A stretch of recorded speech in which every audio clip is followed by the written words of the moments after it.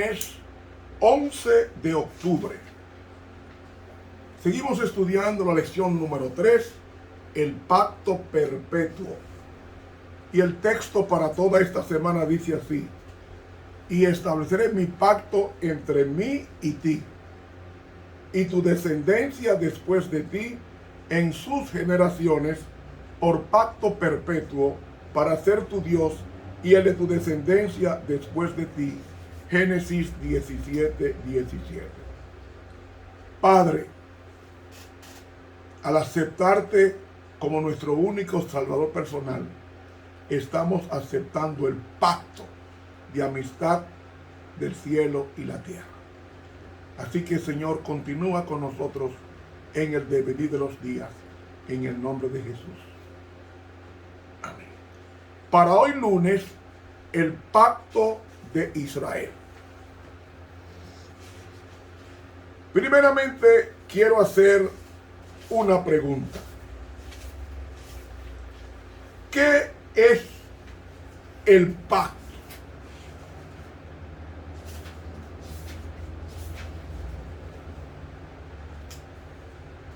Un pacto es un documento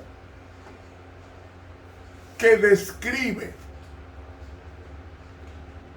el establecimiento de un vínculo estrecho. Es un convenio que une a dos partes. Debido a que la relación de confianza entre Dios y su pueblo se había estropeado, Dios tomó la iniciativa de poner por escrito los fundamentos de esta relación entre las partes desiguales. Y eso fue la entrega de los 10 mandamientos, el pacto, como dice Deuteronomio 4:13. Así que Deuteronomio, ese libro que estamos estudiando, es el documento legal que contenía los elementos, las condiciones, los pormenores de una relación significativa. Y ese libro explica cómo debía funcionar el pacto que luego fue ratificado con el pueblo. Pero hay algo muy relevante, y es que el pacto de Dios comienza con Dios. Grábese esto: el pacto de Dios comienza con Dios. ¿Por qué? Porque Él es el que inicia el pacto. El hombre le huye a Dios, pero Dios, como el pecado hace que el hombre huya de Dios. Y quiero explicar esto brevemente. Cuando una persona abandona al Señor, en el lenguaje del siglo XXI, cuando la persona deja la iglesia, o sea, apostata y se va al mundo, esa persona no quiere que le hablen ni de Biblia ni de vuelve a Cristo. ¿Por qué? Porque su pecado lo tiene prisionero. Y como lo tiene prisionero, lo hace enemigo de Dios. Y no es enemigo inmediato en forma execrable. Lo hace enemigo a través de la desobediencia a lo que Dios le enseñó cuando estaba en la iglesia. Por eso es que la persona que se va al mundo, se apostata, hace cosas inimaginables con relación a Dios. Hace cosas, comete pecados y errores increíbles que nunca los cometió cuando estaba en la iglesia o antes de entrar a la iglesia. Porque el pecado es una cárcel. Y por eso el hombre no quiere pactar con Dios. Como el hombre no quiere pactar con Dios, oiga cómo hace Dios con el hombre cuando cae. Lea conmigo a Génesis capítulo 3 para que ustedes vean.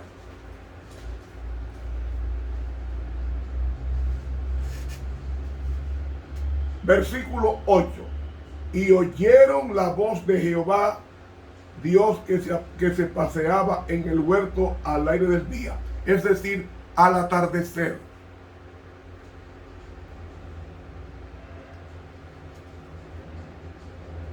Y se escondió el hombre y su mujer de la presencia de Jehová, Dios, entre los árboles del huerto. Se escondieron porque cuando uno peca no quiere que le hablen de evangelio ni que le hablen de Biblia. Cuando la gente, esto pasa mayormente con los que apostatan en la fe. Y eso pasó con Adán, apostató en la fe y se escondió. Igualmente Eva. Entonces Dios tiene que comenzar el juicio investigador a los dos. Cuando dice, y llamó Jehová Dios al hombre y le dijo, ¿dónde estás tú? ¿Acaso Dios no sabía dónde estaba Adán? Sí, él sabía. Pero quería hablar con el hombre caído porque quería hacerle un pacto de amor, ese pacto de una simiente que vendría a restaurarle su vida y en consecuencia el Edén para él otra vez.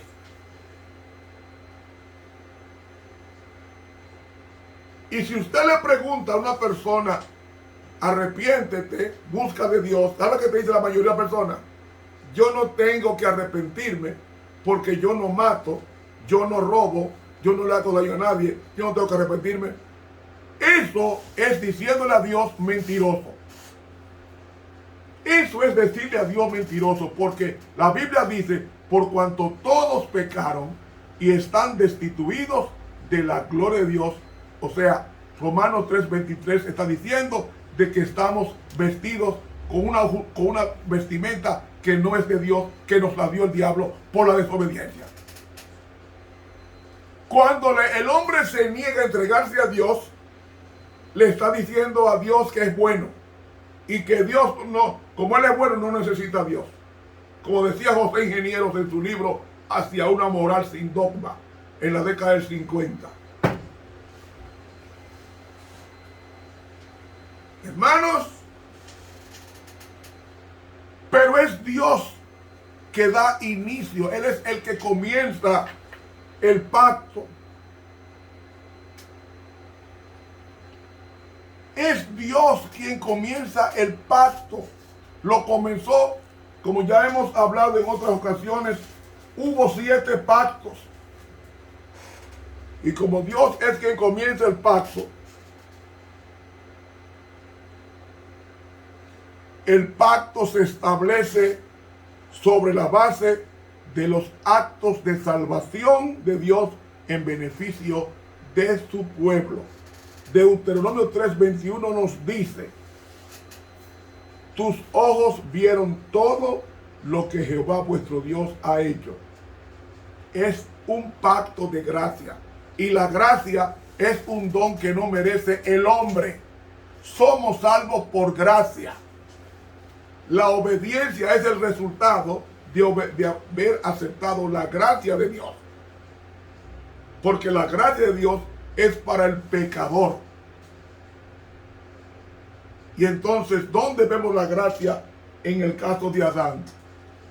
Vemos la gracia cuando Dios establece el primer pacto en la Biblia, que es el pacto adámico, cuando dice, y enemistad pondré entre ti y la mujer, y entre tu simiente. Él se está dirigiendo a la serpiente, es decir, a Satanás.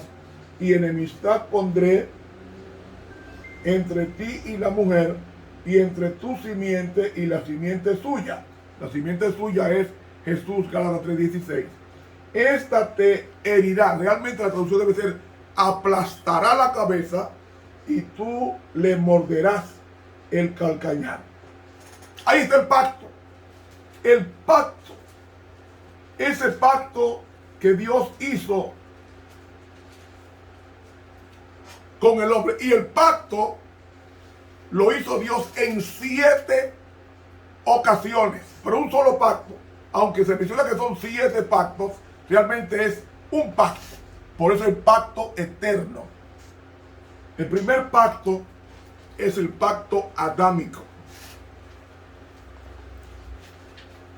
ese pacto declaró que Dios enviaría a Cristo para redimir a la humanidad, según Génesis 3:15 y cumplido en Mateo 1:21 y en Gálatas 3. Cuando Dios envió a Jesucristo, según Gálatas 3, estaba cumpliendo la promesa de ese pacto a Adán que le hizo cuando él pecó.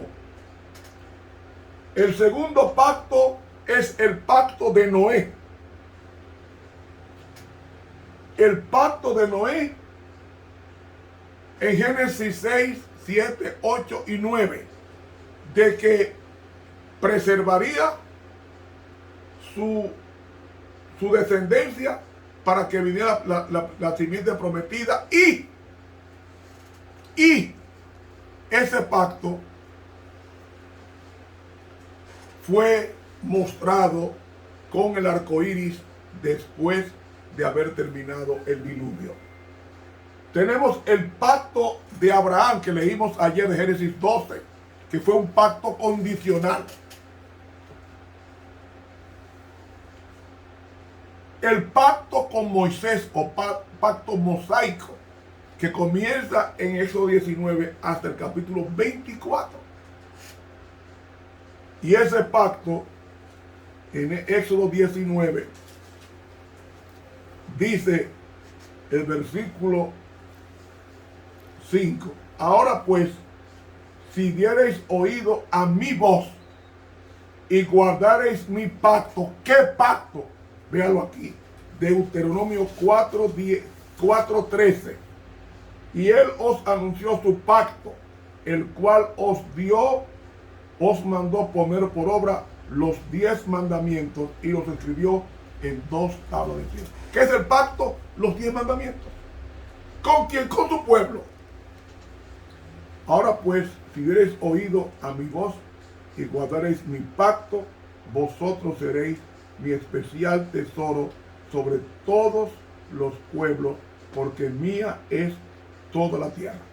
Si usted va a ser mi especial tesoro, y lo fue en los días de David, un pueblo alegre, fusivo, lleno de gozo, hasta que David muere y lo hereda Salomón, que fue fiel a Dios en su juventud. Fue en la vejez cuando Salomón se apartó de Dios. Y la paciencia que Dios tuvo con Salomón, producto de la fidelidad de su padre, en parte por amor a David, hizo que Salomón volviera a los caminos del Señor y murió a la edad de 58 años. El papá murió a los 70 años. Él murió a los 58. ¿Por qué? Porque el pecado acorta la vida. Usted no ve que la gente que no fuma, no toma bebidas alcohólicas, se acuesta temprano, no hace desarrollo con su vida, dura más. El promedio de vida de una persona que lleva un régimen vegetariano o vegano, cuidando su salud, llega a entre 90 a 95 años. Se ha comprobado en nuestra iglesia, especialmente los hermanos que viven en la zona de California. El promedio de vida está en los 90 años, 90 a 95, porque llevan un régimen vegano que prolonga la vida del que practica esa disciplina alimentaria. Los kármicos duran 70 a 73 años, edad promedio. Y David, consciente de eso, Salomón, consciente de eso, Salomón no, Moisés, consciente de eso, escribe el Salmo 90, Moisés, y dice en el versículo 10: los días de nuestra edad son 70 años. ¿Comía carne Moisés, sí o no? Sí, por el asunto de los sacrificios que había en el santuario. Los días de nuestra edad son 70 años. Y en los más robustos son 80. en los días de Moisés. Pero nos dice que el pacto de Dios con Noé, de Noé tendría que venir Jesús. ¿Por quién vendría Jesús? A través de Shem, el segundo hijo de Noé. ¿Por qué Noé lo pone de segundo si el primogénito era Jafet? Mis hermanos, porque Dios quería, en la literatura hebrea, quería trascender de dónde venía el Mesías como cabeza, y ponen a Shem como cabeza, siendo el segundo hijo de Noé. Y de Noé viene Shem, y de Shem viene Jacob, de Shem viene Judá, de Shem viene David, y de Shem viene Jesús, de la tribu de Judá. Y Jesús es la simiente prometida a Abraham, según Gálatas capítulo 3 y el versículo 3, Gálatas 3 y el versículo 16, que dice, Gálatas 3,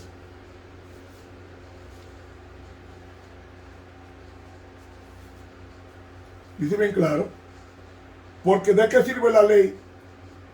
Dice 3:16, a Abraham fueron hechas las promesas y a su simiente. No dijo y a las simientes como de muchos, sino como de uno, y a tu simiente, la cual es Cristo. Vino la simiente de Abraham, que era Cristo. Y nosotros, al aceptar a Cristo, en Gálatas, el versículo 29 dice, y vosotros, si sois de Cristo, ciertamente simiente de Abraham sois. Venimos de Cristo. Cristo viene de Abraham, porque Abraham engendró a Isaac, Isaac engendró a Jacob, Jacob engendró las 12 tribus, y de una tribu de las 12, llamada Judá, vino el Mesías. Y nosotros somos, como dice Romanos 2:28, somos descendientes de Abraham por la fe, por haber aceptado a Cristo.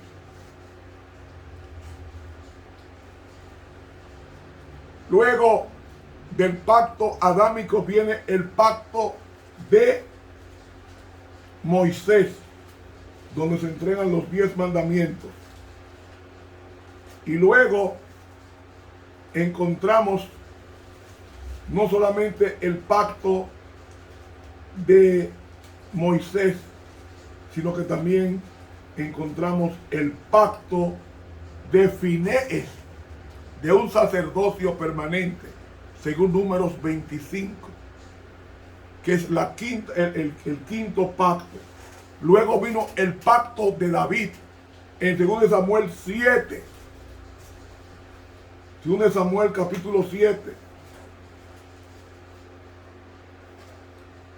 2 Samuel capítulo 7 y los versículos 15 y 16. Empero mi misericordia no se apartará de él, como la aparté de Saúl, al cual quité delante de mí, y será afirmada tu casa y tu reino para siempre delante de tu rostro, y tu trono será estable eternamente. Eso fue una promesa a David. Ahora surge la pregunta: ¿por qué, si el trono de David es estable según la promesa y permanente, hoy no existe ese trono? Porque se refiere al trono de David, que es el trono de Cristo, que va a reinar para siempre en la tierra nueva. ¿Me van siguiendo, hermanos? Dios cumple su promesa. Y luego tenemos el pacto nuevo, el pacto de Jeremías 31, el famoso pacto aquel,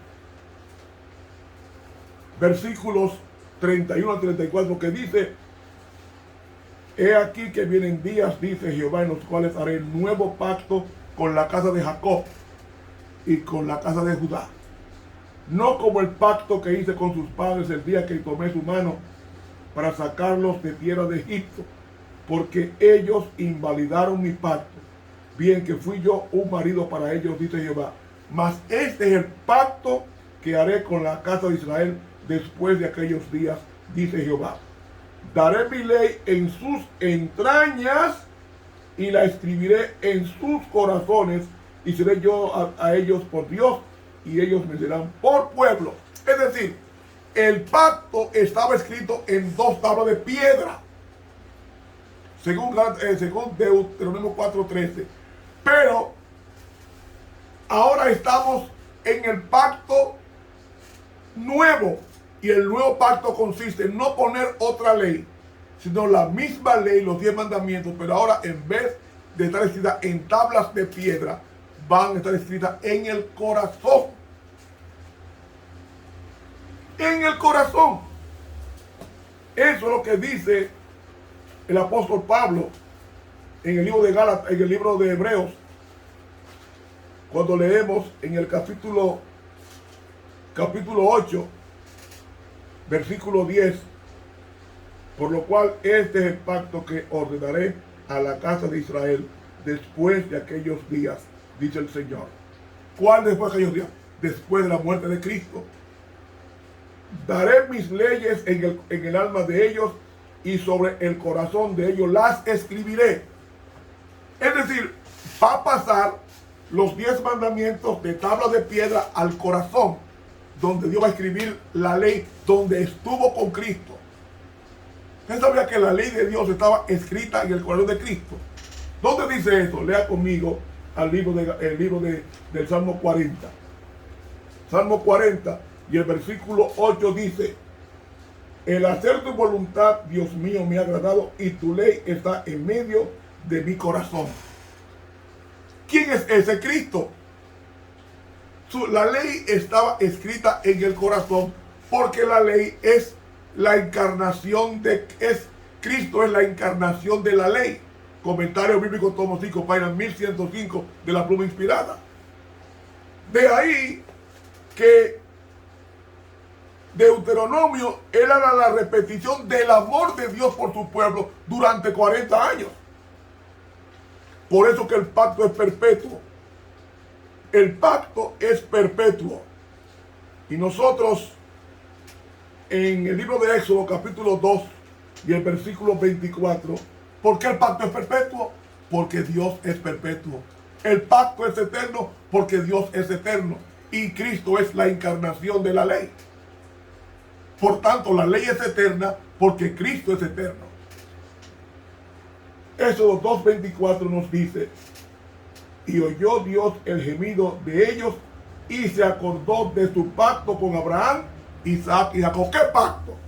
De darle una tierra de provisión con su ley y con el ejercicio de esta en la alabanza permanente en su santuario.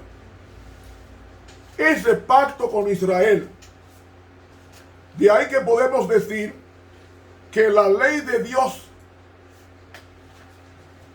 debe estar en el corazón del hombre. Como dice la Pluma Inspirada, a fin de conocerle, página 298, bajo el nuevo pacto está ratificado con la sangre de Cristo, es para que la ley de Dios pase de tablas de piedra al corazón, tabla de carne. Bajo el nuevo pacto, las condiciones por las que se puede obtener la vida eterna son las mismas condiciones que bajo el pacto antiguo. Una obediencia perfecta. Bajo el antiguo pacto había muchas ofensas de carácter insolente y atrevido para los que no había un sacrificio especificado por la ley.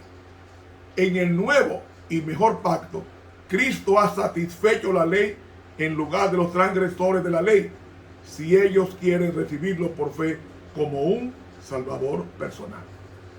Misericordia y perdón son las promesas, la recompensa de todos los que acuden a Cristo, confiando en sus méritos para que les quite los pecados. En el mejor pacto somos limpiados del pecado por la sangre de Cristo. El pecador es incapaz de expiar un solo pecado. El poder está en el don gratuito de Cristo una promesa apreciada únicamente por los que se percatan de sus pecados y los olvidan, poniendo su alma desvalida sobre Cristo, el Salvador, perdonador de pecados. Él pondrá en su corazón su ley perfecta. Repito, Él pondrá en su corazón su ley perfecta, que es santa, justa y buena. Romanos 7:12. He leído a fin de conocerle, página 298. Quiero terminar con una cita que está en el libro El deseado de todas las gentes, página 312. Una cita muy elocuente, muy buena. Oiga cómo dice, un párrafo. Una fe nominal en Cristo, que le acepta simplemente como Salvador del mundo, no puede traer sanidad al alma.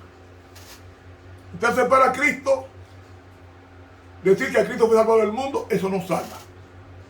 La fe salvadora, dice aquí, no es un simple asentimiento intelectual a la verdad. O sea, usted no puede creer que Dios existe. Tiene que obedecer lo que Dios dice que existe. El que espera hasta tener un conocimiento completo antes de querer ejercer fe, no puede recibir bendición de Dios. Es decir, yo tengo que ser bueno para arrepentirme, eso nunca va a cambiar en tu vida. Nunca te vas a convertir.